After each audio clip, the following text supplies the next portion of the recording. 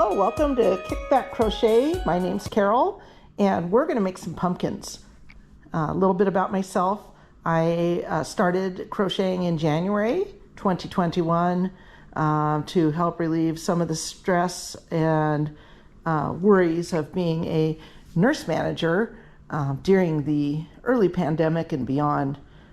This wonderful hobby is very therapeutic, and I've learned a lot of great things along the way that I want to share with you. But let's be making some pumpkins. These are great because you could stack them together to make, yeah, all right, that one's flatter. You can stack them together to make a display, and because these have a sewn-in crochet stem and hypoallergenic polyfill filling, this one's made of cotton. These two are acrylic, completely machine washable. With proper supervision, these could even make a fun toy for kids. So they're just endlessly versatile. If you make small enough ones, you could put them on a wreath to make some great fall decor. Almost nobody doesn't love a pumpkin. However, small side note, my darling husband said that pumpkins are orange, and these ain't orange, so they're gourds. But a pumpkin's a gourd, so that brings us back full circle. Anyway, so here we are. Gourds, pumpkins, what have you, we're making some. And these are a fun little stash buster when you have some more yarn and you have things left over from projects. You can go nuts. This is left over from a hat I made for my brother who lives in Colorado. And this is left over from a Mandela yarn cake. And I added the bumps because sometimes gourds have bumps. So, you know, it's my smallpox pumpkin. Pumpkin with lipomas. So, a little nurse humor for you there. All right, without further ado, let's get started. First, we're going to introduce our stars of this show, the materials. You can use just about anything to make these. As I said, this one's cotton, the other two are acrylic. I've got two different examples of worsted or 4-gauge acrylic yarn here. This one's a very soft one, very silky. We're going to use this to make a soft, silky princess or duchess pumpkin. And this is kind of more of a springy, all-purpose type of worsted. This happens to make wonderful, realistic, there we go, realistic stems that kind of hold their shape. And we'll go over how to do the stems too. So materials, there we are. Other useful items include our hooks. Can't crochet without them really. I mean, you can finger or arm crochet, but that is not the goal of this video. So we'll be using this hook for the body, and you can see that this is a American or US G as in George 4mm hook. We'll use that for the body of the pumpkin. This smaller head size will make a tighter weave, and that's good for making sure all that great texture shows up. We'll use this more standard garden variety H 5mm hook. We'll use this bad boy to make our stem. I'm going to put this away now because on the first take of this video, I did pretty much like 10 rows of the body of the pumpkin with this hook and not this one. So put that away.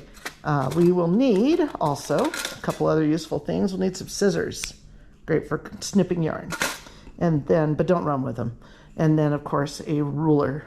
I like this one because that's got cork on the back of it, and so it's easy to set down on any surface. So even though it's metal, you can set it down nicely on a surface and it's not going to scratch it. Pretty exciting. Last but not least, stitch markers will even mostly keep people like me on track. So these are some split ring stitch markers. I really like them because you can slip them in and out of stitches easily. And I'll demonstrate that now. Got a piece that's almost completely worked up. This is what we're working towards. This seamed together and then gathered at the top and bottom will form the body of our pumpkin. And we're shooting for work that is roughly twice as wide as it is tall. That seems to make a nicely proportioned pumpkin. And we're going to do some shaping with 2 different stitches, plus our foundation chain and chains at the end. This is not perfectly even, but the stitch markers help keep even me on track. And I'll demonstrate just how relatively sort of easy these are. They stay in well, and you can see you can just slip them in and back out again and mark your stitches. And we'll do that throughout. I'll be covering this part a little bit later. So we'll set this piece aside for the moment.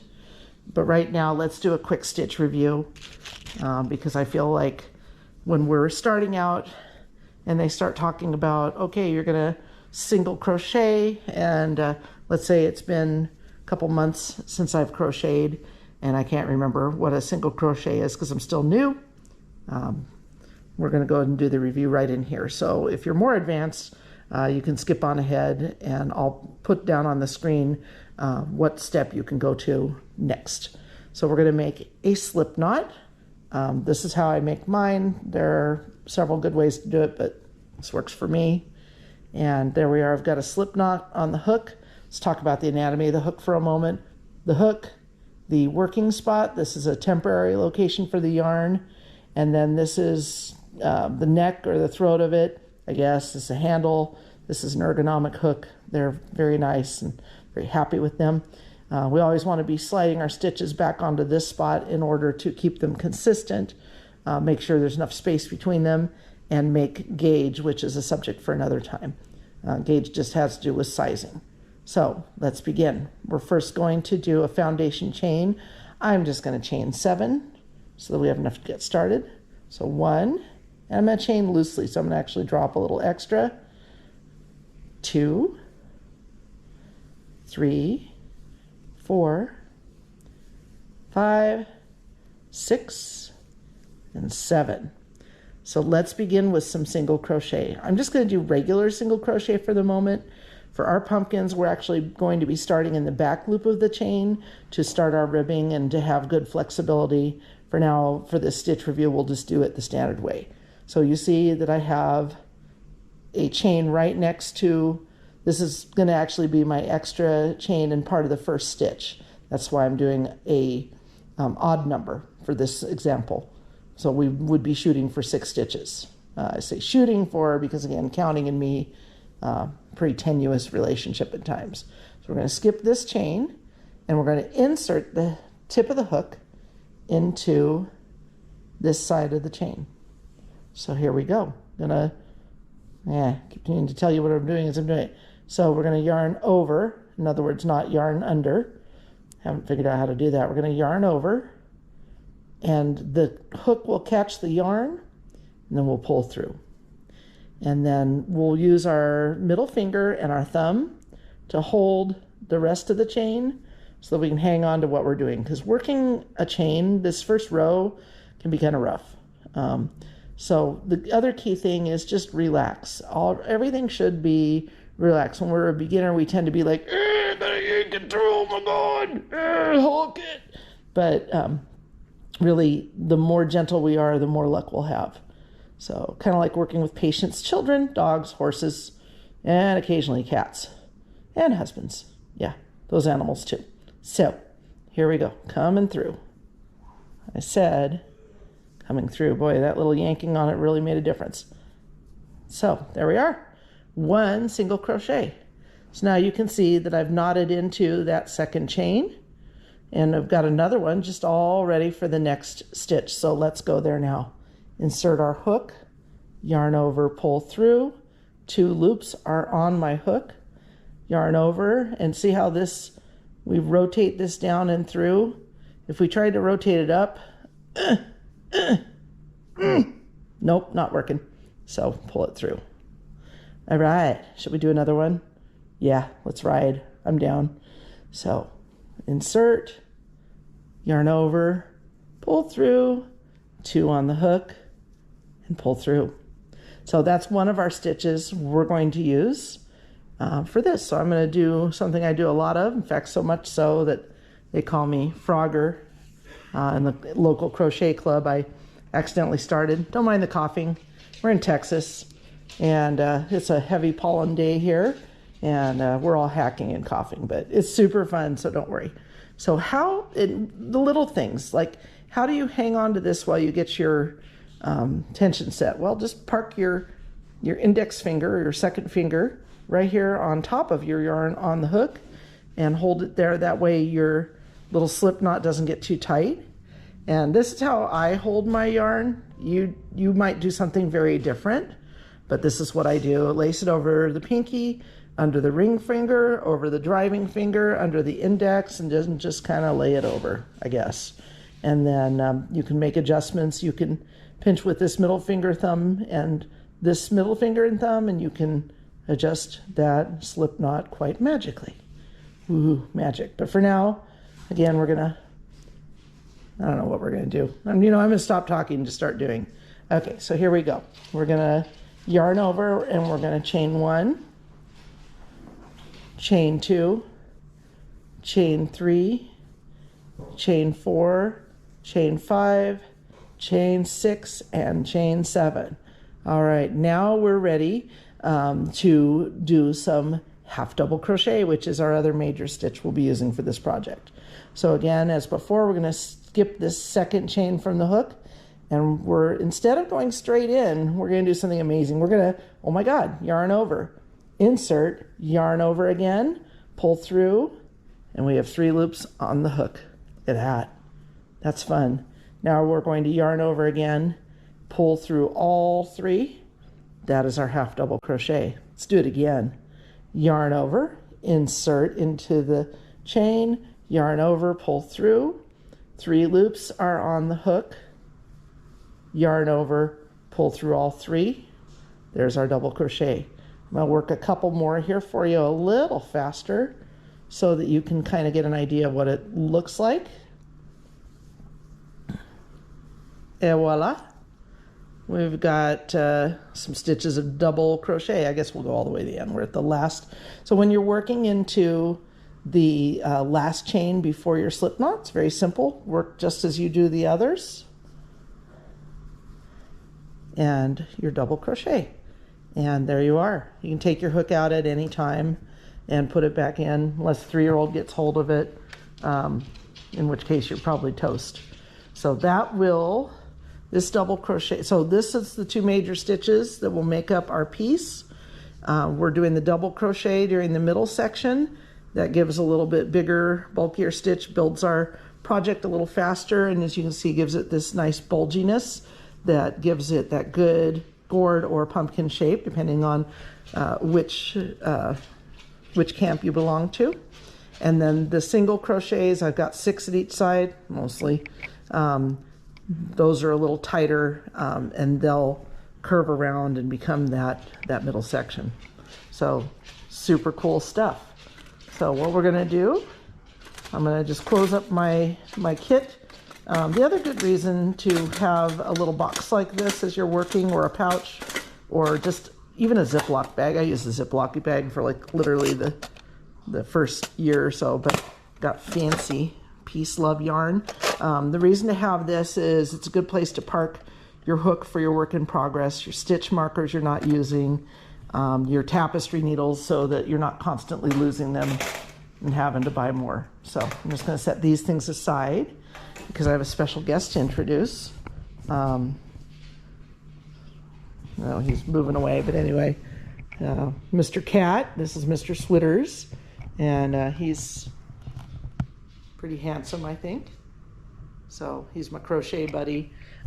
He doesn't like it when I'm on the couch as much because he can't figure out how to walk up onto my chest and sit there with his feet on my arms while I try to crochet.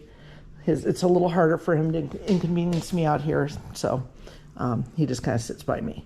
So with all that done, let's get started with our piece. Now I showed you the work in progress, but we're going to start another one here, and then we're going to show how the magic happens. So let's begin. Let's make a longish tail for this because we'll use this for seaming and also for stitching back and forth and for gathering. And I'll probably underestimate this and have to tie on more as I go, but it's nice to get started. So again, I'm using my finger to anchor there, and I'm going to chain, let's chain 25.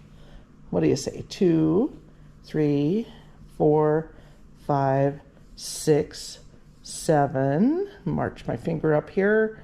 That way I don't twist my chain. It's going to, gentle viewers, this is going to twist at some point anyway, but this just helps kind of keep track, except I forgot my count. 1, 2, 3, 4, 5, 6, 7, 8, 9, and 10. And then I don't keep track of count well in my head because I'm so busy thinking thoughts. So how about we just start over again? We're going to head to 20. So 11, 12, just kidding.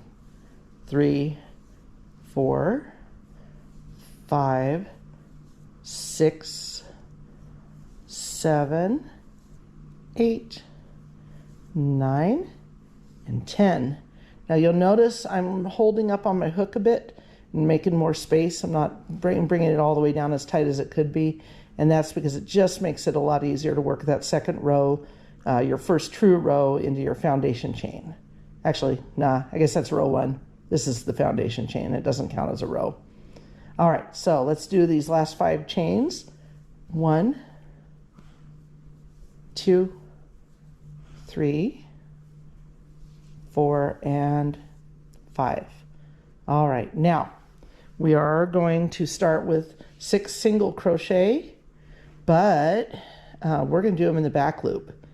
So we're going to skip this first back loop. So the anatomy of our chain. This front part looks like a little girl's braid, or maybe some delicious fundraiser butter braid pastry. Yum. But we're not going to be working into that one this time around. Normally you'd work, if you're working normally, you're going to go into this chain as during the demonstration, but we're going to be working into the back loop. So we're going to skip this first one, and we're going to work our hook into this back loop, yarn over and pull through. We have 2 on the hook, pull through both, and that's our first single crochet. We're going to do that 5 more times. 2, 3, 3,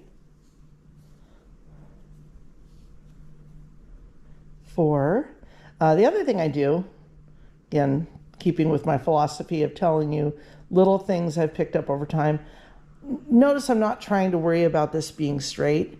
It's honestly a lot easier if you just let it hang down at 180-degree angle, doubled on itself, because it makes this little loop stand up just that much easier. So insert, anybody remember what stitch we're on? Are we on 4? I don't remember either. 1, 2, 3, 4. Oh, 4. Wow, miracle. I remembered my count. Should buy a lottery ticket. 5. And 6. All right. That was exciting. Guess what we're going to do? Not use a stitch marker this time. I'm going to live a little crazy here. So I'm not going to worry about counting here because I'm going to get to 6 stitches at the end. So 1, 2, 3, 4, 5, 6. All right. I'm kind of eyeballing that. We'll count it in again when we get closer. You just can't count too much, but you can be strategic about how you count so it doesn't suck all the joy out of your day. Oh my gosh. I worked with a gal. She had a really cool sign on her desk, and it said, if I give you a straw, will you go suck the joy out of someone else's day? So here we go. Are we ready? Remember, we've ended our single crochet here. So we're targeting this bump, back bump, as our spot for our first half double crochet. So again, yarn over, insert into the back loop, yarn over, pull through. There are 3 on the hook. Et voila. Here we go. Boo, boo, boo, boo, boo, boo, boo, boo. And the first yarn split of the project. Exciting. Just pull your hook back out, let the yarn heal itself, and go at it again. Yarn's pretty forgiving stuff. It really is. And that's kind of the nice thing about it. It's forgiving, and that's a super friendly thing about yarn. and I like that. So keep stitching along here until looks like we're getting closer to the end of the chain, and then we'll shift back into single crochet. Get in there. Yee, yee. All right. Oop. Ba-do-ba-do-do-do. Ba-do-ba-do-ba-do-do-do. Ba-do-do-do-do. Ba-do-do-do-do. Boop. Ba-do-ba-do-ba-do. Ba-ba-ba-ba-ba. Ba-do-do-do-do. Ba-do-do-do-do-do.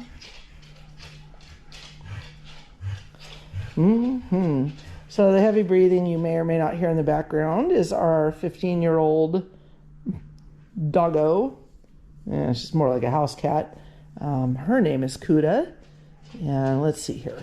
Let's see where we're at in our count. We'll interrupt story time for a second. 1, 2, 3, 4, 5, and 6. So we need to do 2 more half double crochets.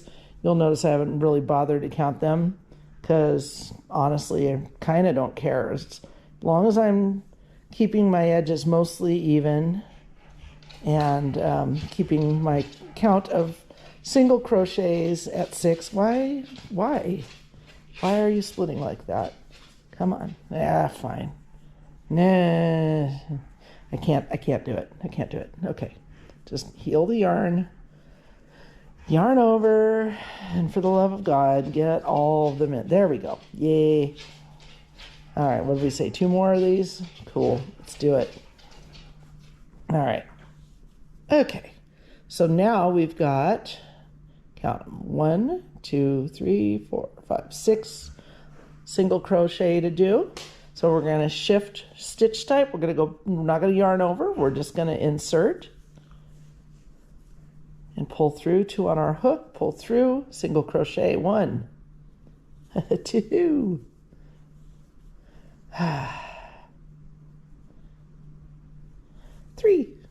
3 licks, Mr. Owl. How many licks does it take to get to the center of a Tootsie Pop? 3. Thanks, Mr. Owl. That was cool. Thanks for ruining my Tootsie Pop. I mean, I didn't really want to know how many licks it takes to get to the center. I actually wanted to enjoy it, but it's fine. You do you, Mr. Owl. All right, so there we are.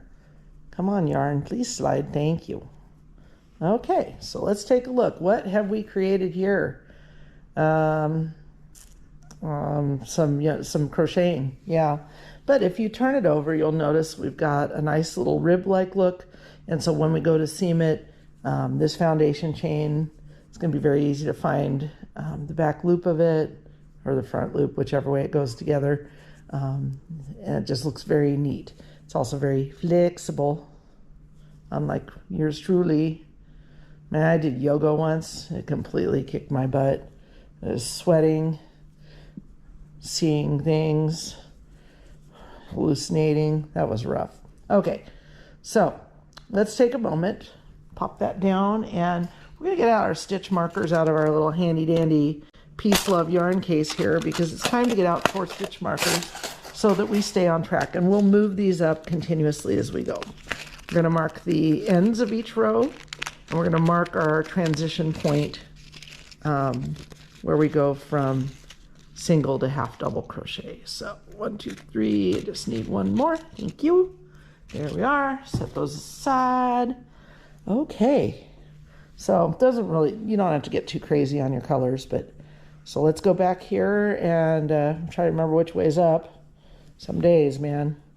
All right, so I'm going to put this in the front because on the next row we'll be doing the back loop. And so I want to make sure I'm remembering to target that. So there we are, 1, 2, 3, 4, 5, 6. I need more hands. E. All right, 1, 2, 3, 4, 5, and 6.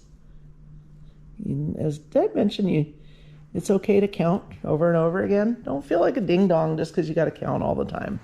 Man, I got to count all the time, and I'm okay with that because not counting, you get some really weird-looking stuff, and then you got to frog it out, and you crochet club nicknames you Frogger. 1, 2, 3, 4, 5, 6, and they tease you lovingly, but nonetheless, still tease you. It's fine. So again, 1, 2, 3, 4, 5, 6. Pop that in there. And that's designed, dear viewers, to keep our little butts on track. So that's how I mark my stitches. So let's forge on boldly to row 2. So I'm going to take out this one for now because it'll get in my way. And I'm just going to park it up on my chest so I can forget it's there and lose it in the couch cushions. So I'm going to turn. So again, we're going to rotate the piece towards us.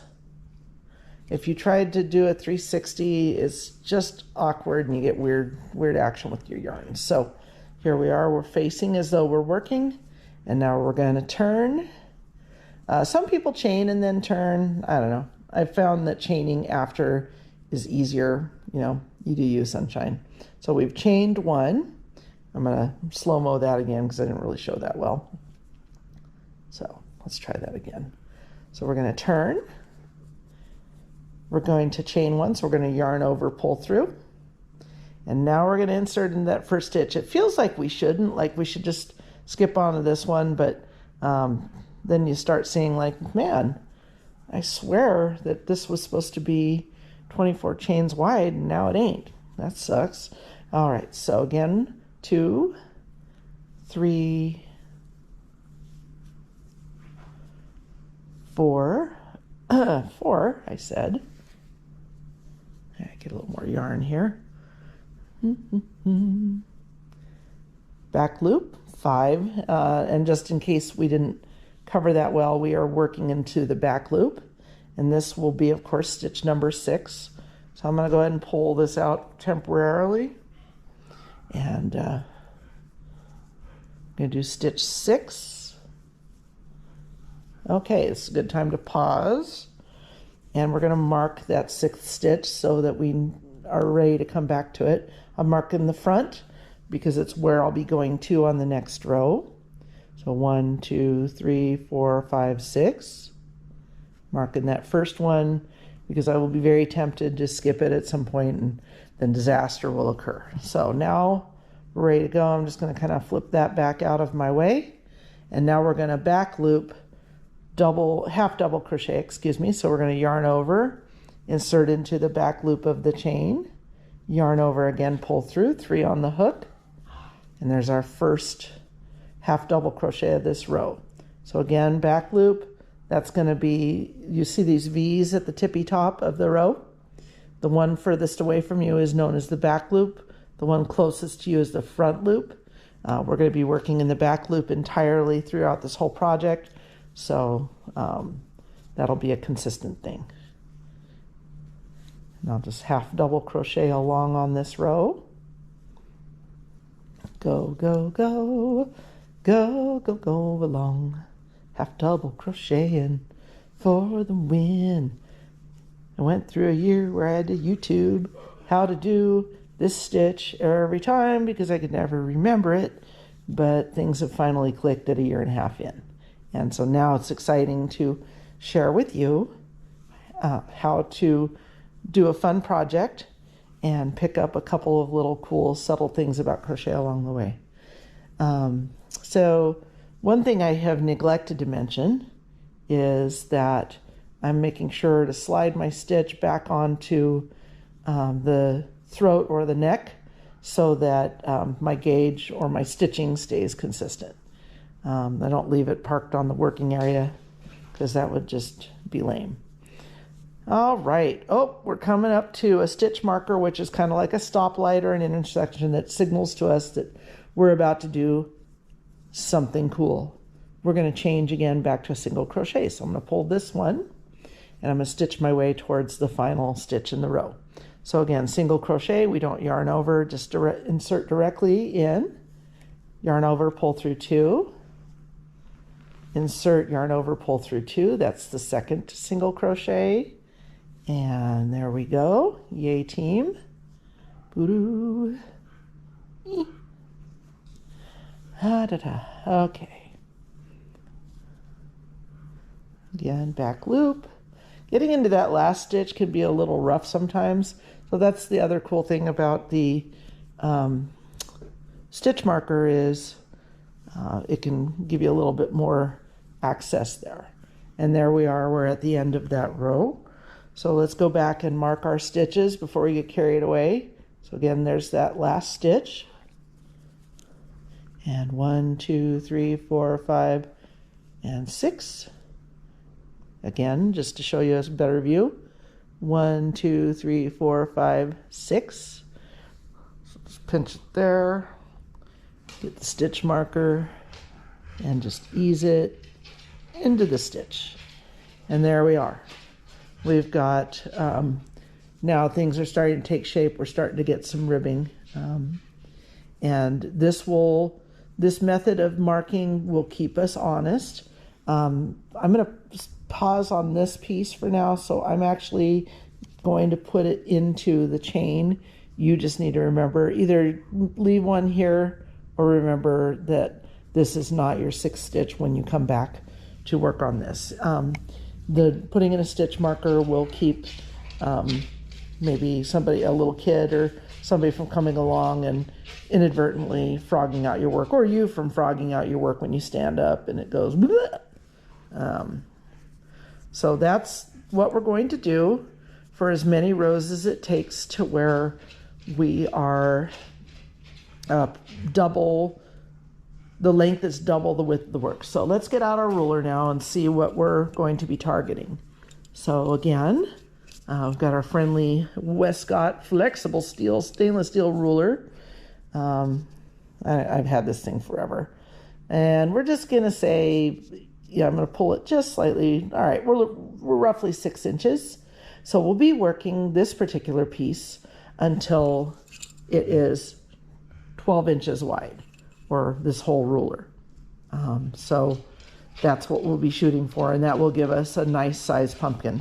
That will generate a pumpkin that's about this size. This bad boy is diameter of 5 and a nice height. He's a little wonky because sometimes my rows weren't perfect.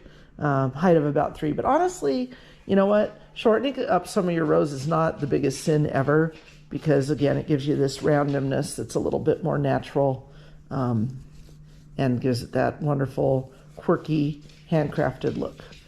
So the rear seam, I'm trying to find it. It's here somewhere. Huh? Where'd it go? I think this is it. Yeah, this one, you can see this row is just a bit different than the others. I didn't slip stitch it together very tightly because you can kind of see some stuffing. But you know what? If you give this to a friend and they say, I can see the stuffing through it, I'm just going to be honest with you. You need to make some new friends. So that's why we do that going into the back loop, is it gives us just a less obvious seam on our pumpkin. Well, that's pretty much about it for the moment. Again, we're going to be shooting for a piece that looks like this. Maybe even a little bit more even, maybe a little bit more uneven. You know, again, this is art. It's not perfect. We're not perfect. We're humans. Oh, this is the wrong side, I think. Shoot, I can't remember now. Hang on. Okay, yeah, this is the right side. The side we're working on. The side we began on. And this is the wrong side. But honestly, you could vary the look of your pumpkins by either having this side out or putting this side out. They both look a little bit different, and so you can give a little bit more variety for your pumpkins. So this is the goal we're shooting for. It winds up kind of looking like this, rounded, because remember, again, we've got a taller stitch through this middle section, and then we've got our 6 single crochets at each side. I like this method of just counting the 6 single crochets, because as long as we're staying honest with our row endings, which is why these 2 stitch markers are important, it just eliminates having to count in the middle, so you can just kind of shut your brain off and think thoughts while you're doing it. So this, again, this little piece is just the beginning of where we're headed to. Looking at it on the right side here, that's the row we just finished. And we'll meet back up and talk about how to seam this gather the top and bottom, stuff it, and then we'll work a stem and put the whole thing together. So see you in a little bit.